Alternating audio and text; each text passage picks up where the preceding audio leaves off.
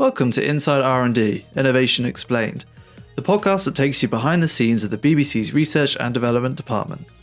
And I'm your host, Joseph Turner. People are still doing it. Like, the audience is really loving doing this type of stuff, and it does trend and it does go viral. So there needs to be so much more education to just members of the public about how these systems work. Natasha Westland doesn't just keep up with the latest in tech, she lives in it. As a senior technology demonstrator in the BBC's Consumer Technology Research Team, known as the Blue Room, Natasha explores how we interact with the devices and platforms that shape our everyday lives.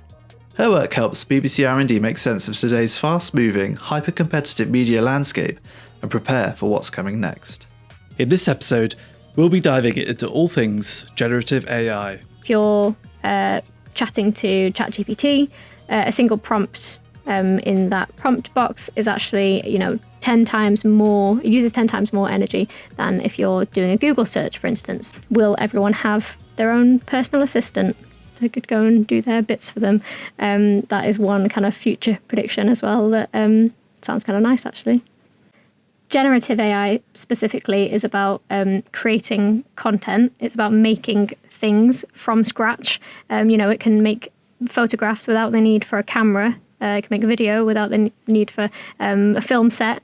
I think that generative AI as a whole is just completely transforming the media industry. And as a media organisation, we need to be very aware of what it can do, what it can't do, what other organisations are doing with it, or what people in their bedrooms are doing with it, and how that might impact us as well. So I think, it's just generative AI as a whole. Synthetic media has just been a rapidly changing and very impactful kind of area on the industry. In terms of what is going on next, I guess, at the moment there's a lot of discussion around AI agents, which maybe, I don't know if we're going to get into shortly, but, these are AI systems that have been kind of trained on the way that humans use computers. So you can set off these AI agents to go and do tasks for you, and perform things in the way that, you might be able to do at work or on your laptop or whatever it is. These systems are able to kind of perform the tasks that humans could do in, well, I was going to say a shorter amount of time, but I think the initial products that people are launching, like the kind of operator from OpenAI or Manus, they are actually probably maybe a little bit slower than a person is. But the idea is that you could just set them off and they could go and do a task. And I think that's really transformative, especially for, if you're a CEO of a company and you're thinking, what's the next thing that I can do with my workforce to, cut costs? I think agents are the buzzword of the moment, this kind of agentic AI. We will talk about agents because I think they, as you say, they're the next big thing. And I mean, if we cycle back to generative AI, I feel like that trend has kind of come and not gone, but it's so kind of quickly been ingrained into a lot of the way we work, particularly, as a creator myself, I've been being trained on using generative AI and using it to create stuff. What can generative AI do? Yeah, it's a good question. I guess from the starting point of large language models, maybe, which kind of form the basis of a lot of these systems, they're kind of like a very sophisticated pattern recognition and prediction model. So these large language models have seen so much text from the internet and they've been trained on that, and they've almost kind of created a massive word cloud or brain of all of the different words and connections between them and their meanings. This is kind of loosely based on what people do, like humans create these connections within our own brains of word meanings. It's like a word association thing. So if I said the word holiday or something, you might think of sunshine and blue skies and beaches and ice cream and all that sort of stuff. And the connections in our own brains have been kind of formed from our own experiences and, the way that we interact with the world. And large language models are also shaped by all of the data and all of the text that's gone into them. They've learned about the world based on the data that's been fed to them. Large language models just kind of learn in a similar way to humans in terms of predicting the next word in a sentence. It's almost like predictive text, but on steroids. So there it was again, large language model. Can you just explain what a large language model is, and what does it do, and why is it so important behind the badge of AI? So yeah, I guess a large language model is kind of the translation between the way that humans interact with our language and the way that a computer behaves. So a computer only kind of really understands ones and zeros, I guess, and people interact using full sentences and language, and the kind of interface between that, how do we train a system to kind of understand human language, is a large language model. So it's a way of kind of giving, a mouth to a computer essentially, so that you can talk to it. So I don't have to, write in very specific ways to get the computer to understand. It'll understand context, and it understands the way that sentences are formed, so that I can speak to it a lot more naturally in this kind of natural language. So yeah, as I kind of alluded to before, large language model is like really good at recognizing patterns and making predictions and knowing exactly how to form sentences so that it can be understood because of that, almost like a word map that it has created within the model itself. So it understands that different words are associated with each other, different concepts associated with each other. Again, quite similar to how a person has made those connections in their own brain. Are the changes in the technology trends, are they influencing the audiences? Or are you finding that the audience demand is what's in shaping those changes and those trends? I think from what the audience wants, there is no necessarily a clear understanding of that, because there's quite a few different opinions on AI, and it is very divisive. So I think it's a bit of a balancing act, because we're seeing some people really push back against AI and against the trends. And then, we're seeing a bit of a response to that in the fact that, so Facebook recently, Mark Zuckerberg put out a thing where he wanted to bring back the original Facebook and try and kind of increase engagement and have a tab where you only saw your friends' interactions, to kind of get away from this idea that social media is no longer becoming social. So I think that was a direct response from what consumers might want. But then, yeah, because AI is so divisive, we're seeing people go, completely turning their back on synthetic content, saying, I wouldn't want anything that had been generated by AI, popping up on my social media feed, or I'd hate to see it, masquerading as something that's been human made. But then we see something coming out like when OpenAI released their new image generation model, and everyone was kind of jumping on this trend of like making themselves look like they were in a Studio Ghibli production.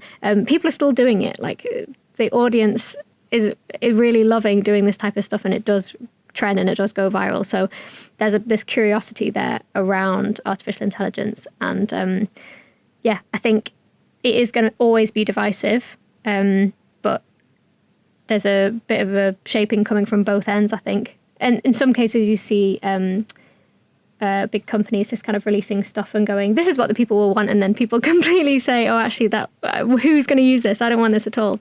So I think it's a bit of both, which is maybe a cop-out answer. Is there any are there any examples that you can think of in kind of day-to-day products that we use that AI is having an impact on, that we're not necessarily noticing it's having that impact? I think it all comes down to, when you look at any of this AI generated content, there's always going to be an element of advertising in there and personal data being used to inform the output of these generative AI models. So I think people are aware of how much AI created content is on social media, but I think maybe they're not always aware of how much goes into that. And we do have a piece of work looking at this at the moment about AI generated content on social media, and how, we're seeing even more hyper personalized content. So now it's really easy to generate a personalized advert, and that advert will be informed by your habits on TikTok or on Instagram or whatever that is, and you'd be able to create a bespoke advert just for like an audience of one, and it would know exactly your preferences, exactly your demographic, the things that you're more likely to click on, and we're seeing that kind of rapidly increase. So I think maybe people aren't aware of how quickly generative AI is getting involved in advertising, because that's such a big industry and a massive way that people make money. So I think, they were always leaps and bounds ahead in the advertising industry.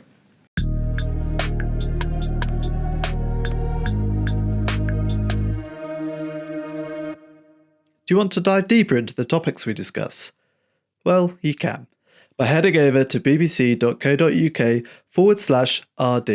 to explore the full range of BBC R&D's work, including over 90 years of groundbreaking research reports and white papers on broadcasting and technology. I think one of the major impacts is actually on how people find information to start with. So how are people searching the internet, which is obviously one of the main ways that people consume stuff on the internet. A lot of people go to Google by default. Even the word Google has kind of been synonymous with kind of looking things up. And the big search engine companies are obviously putting AI increasingly into them. And this will impact everyone, not just the BBC, not just kind of, we have things that we want people to find and to enjoy and to search for. How does anyone find any content that they're interested in? This is a massive, impactful area. So increasingly, will we see that search traffic getting intercepted via sort of AI middleman? Will you have an assistant that will be recommending things for you to consume or buy or watch or whatever it is? This is really important for the BBC and anyone who's got stuff that they want people to look at. In my opinion, the BBC has some really great stuff. Obviously, I'm a bit biased because I work there, but I think there's something out there for pretty much everyone for the BBC. But how will people find out about it? How will they know about it? I think the search engine area, kind of plugging natural language models in, is a really big one, and impacting everyone's daily lives. Currently, I think maybe with the exception of Perplexity, an AI search engine, companies aren't necessarily being paid by brands to promote their stuff yet. And it's kind of difficult because results can be different every single time when you're using an AI-based search engine. So it's, harder to run sponsored ads. But I'm sure that this will kind of come into the forefront over the next few months and years. And these AI companies are increasingly looking for more revenue streams. And, Google has made their billions doing sponsored search results, sponsored ads. So I think if we see AI search engines take off, we'll see more and more sponsored posts in there as well. So your AI friend will be recommending things to you that they've been paid to recommend. One of the kind of challenges at the BBC is obviously building and maintaining that trust between its audiences and itself. So how can companies address these issues around trust when it comes to AI? Particularly when we're thinking about things like user privacy and security, and obviously you mentioned advertising having a kind of a big impact on a lot of these changes and a lot of the things coming in. How are companies going to kind of ensure and maintain that the audiences and the customers can trust what they're doing? Yeah, I think transparency. So transparency is such an important thing, and I think there needs to be so much more education to just members of the public about how these systems work. I mean, a lot of our work in the Blue Room is explaining to and demonstrating to colleagues how a lot of these AI consumer products work, and even a lot of people who work in the area, or they work in technology, or they work in media, it's not intuitive how some of these systems work, and it does take a bit of time to get your head around the fact that every time you prompt ChatGPT, you get a slightly different response. Or, when an image is being created for you, it's actually being created for you from scratch. It's not, performing a search and going and getting one from a database. It's different every single time.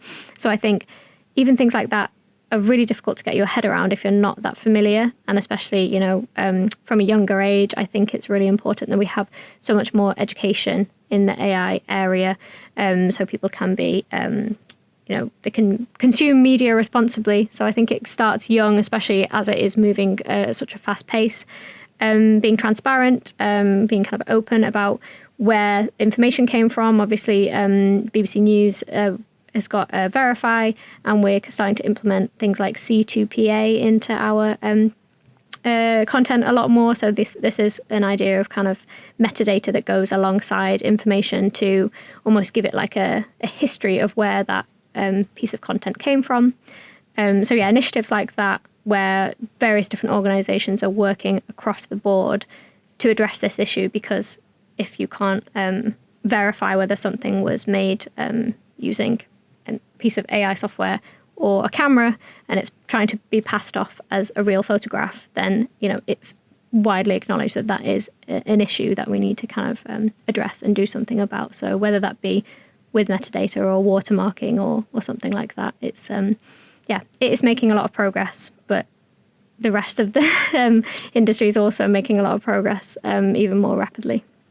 Particularly within the technology industry, we do hear a lot about the risk around bias. Can you just explain a little bit more, like what does that mean, and why is it important to think about that in particular? Yeah, so I think with bias, it really does start, when we're talking about large language models, it really does start from the training process. So as we've sort of alluded to, a large language model or an AI system is only really as good as the information that it's seen, that it's been trained on. So, computers don't have like eyes and ears, and the only way that they can experience the world is by giving the stuff that we give it.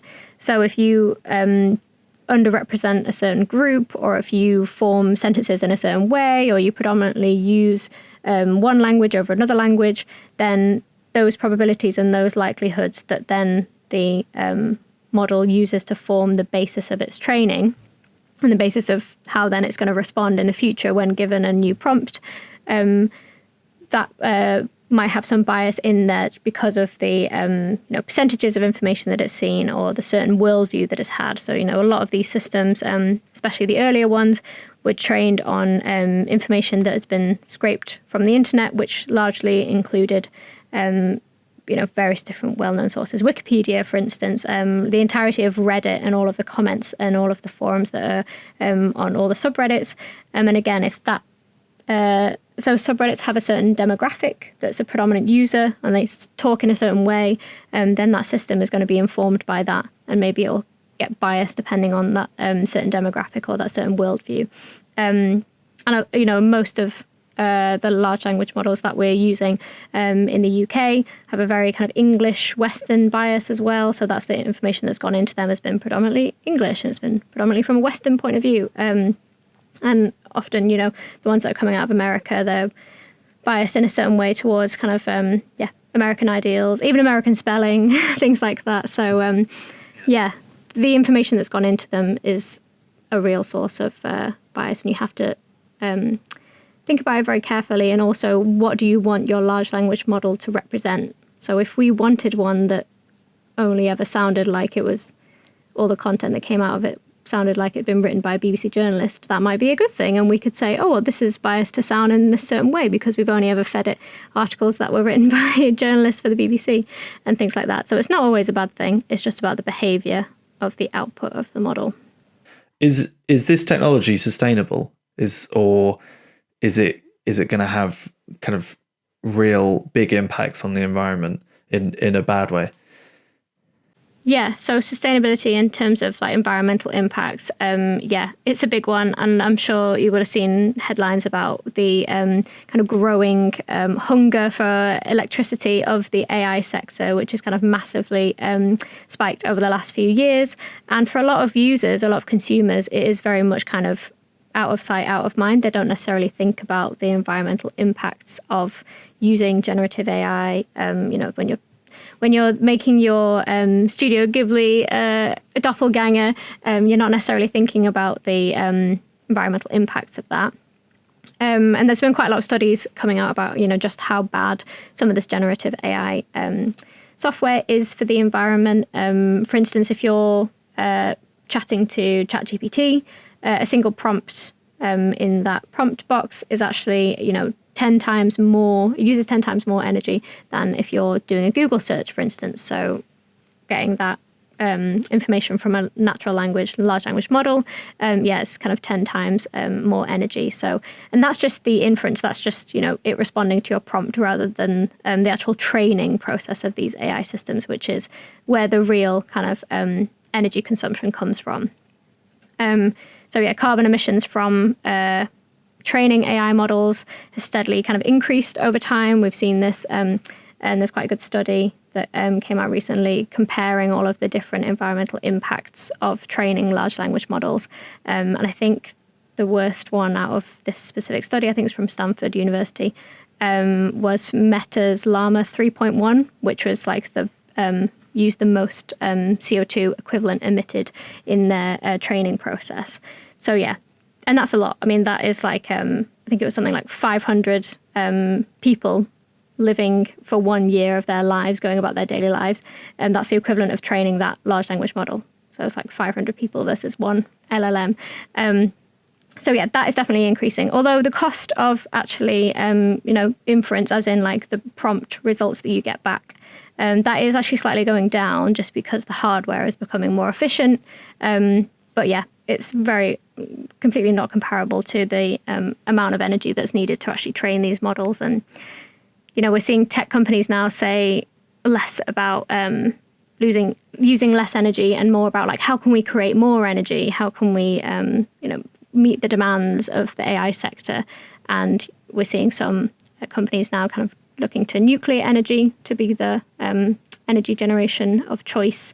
And I think that's only going to increase as this kind of hunger for AI software and the demand increases.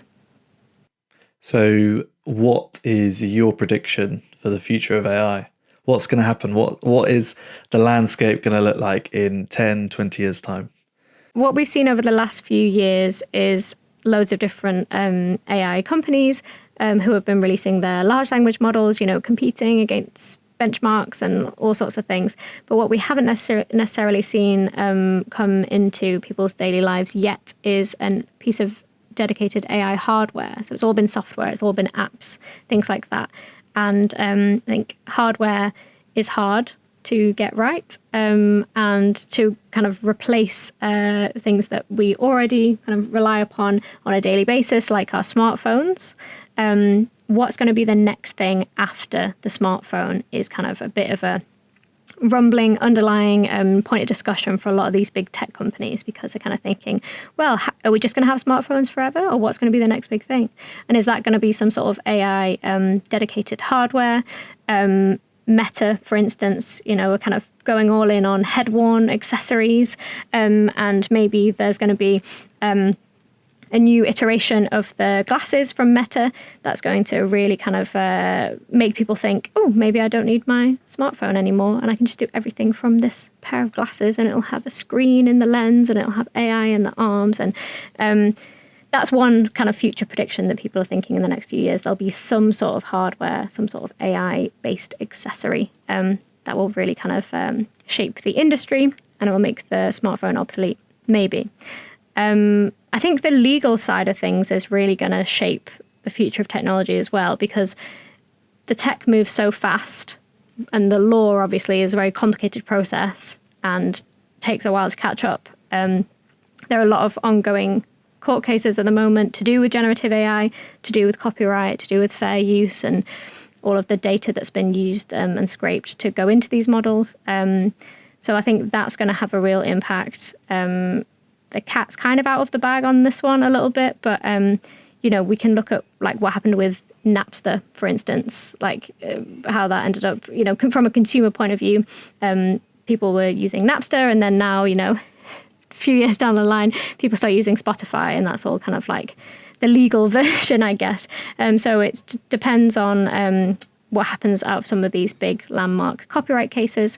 That will actually really shape the future of technology and AI, I think. And then the other one is about agents. So we mentioned at the start this agentic AI, a bit of a buzzword at the moment. Will everyone have their own personal assistant who could go and do their bits for them? That is one kind of future prediction as well that sounds kind of nice, actually. Thank you for taking some time out of your day to listen to Inside R&D. If you enjoyed the episode, be sure to subscribe on your favourite platform so you never miss a new release. A huge shout out to my amazing team who have helped bring this podcast to life. I've been your host, Joseph Turner, and I'm looking forward to having you back next time. Until then, take care and stay innovative.